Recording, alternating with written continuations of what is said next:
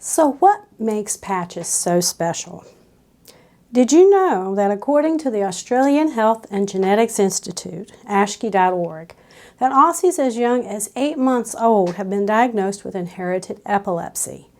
Dogs over 4 years of age will sometimes develop the disease, but this is relatively rare. Patches is one of those rare cases. I want to tell you his story for a couple of reasons. Firstly, so that I can share with you my experiences with him and with the epilepsy.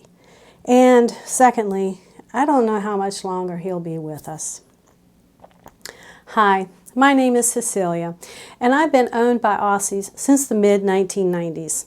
All of them have come from rescue, whether it's been Aussie Rescue Placement and Helpline, ARF, or Virginia Beach SPCA. His story, actually our story, is ongoing. Keep watching to find out when he started having the seizures and what we have been doing to help him to manage the epilepsy.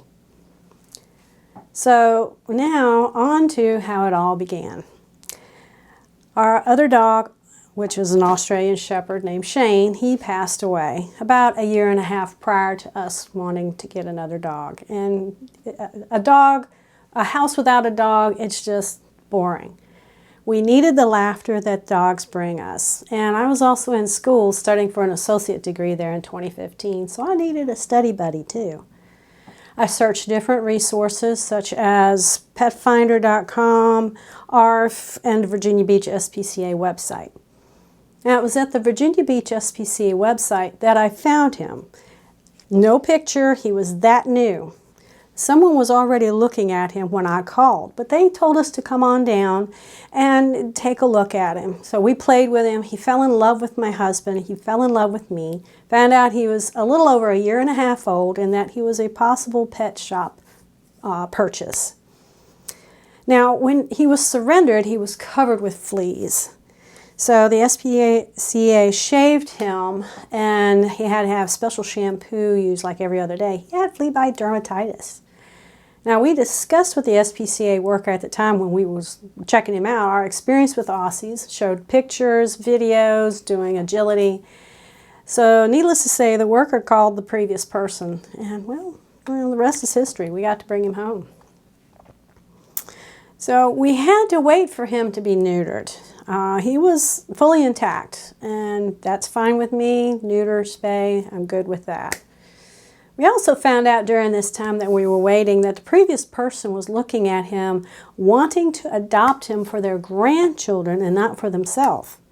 That would not have been a good situation with what has developed since.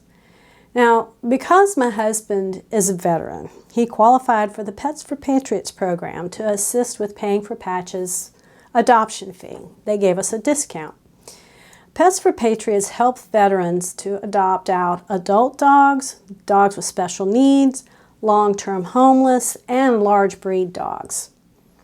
Now, he got neutered, and we were able to bring him home.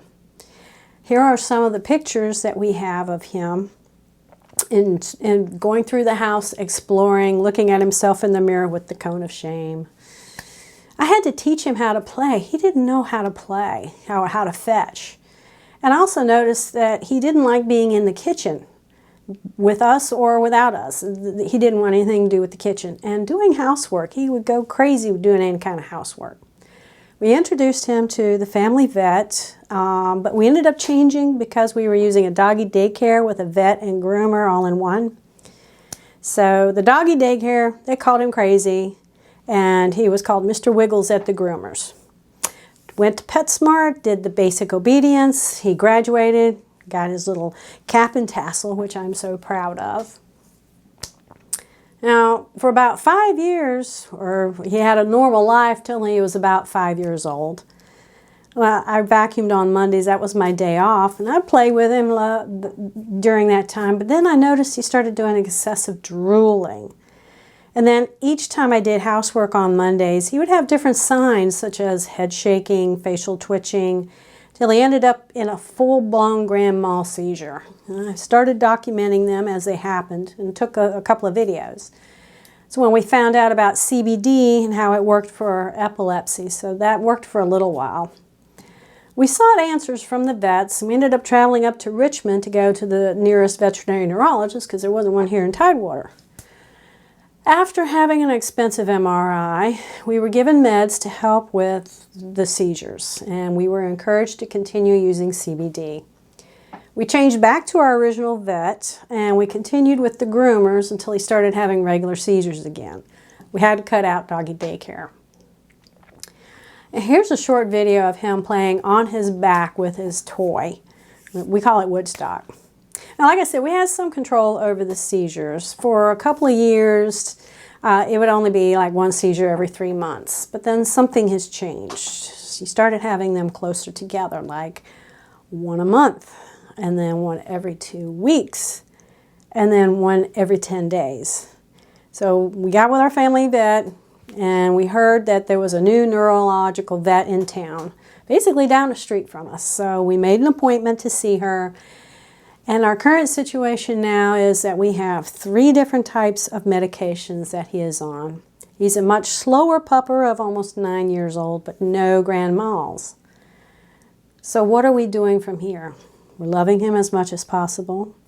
We're playing with him and having as much fun with him as possible. We are doing everything that we can to make sure that it's easy for him to have some quality of life. And I know that some of you may ask, why do we keep him? Why didn't we take him back to the SPCA? Well, it wouldn't have been fair to him. Yes, it's a bit of a drain financially. We love him, and he has been such a blessing to my husband as he's awakened him when he has sensed that my husband's heart has gone down into the low 40s beat-wise. Patches can sense that and wake him up in the middle of the night. My husband and him seem to have a symbiotic relationship, as my husband has multiple sclerosis. Now, how many of you have had a dog or cat or other animal help you in some way? If you have, and you've had that to happen, please let me know. Just give me a comment. I'd love to hear from you. If you have enjoyed this content, hit that like button. And if you'd like to see what else I'll be discussing, then please subscribe. Now, Patches has a Twitter account, but it's under my name, Cecilia Edick. I don't want him to get too crazy with the Twitter. He does post at least 1 time a week. Now, there's a video from the AKC describing the breed, and there's a video showing an Australian Shepherd taking part in an agility competition.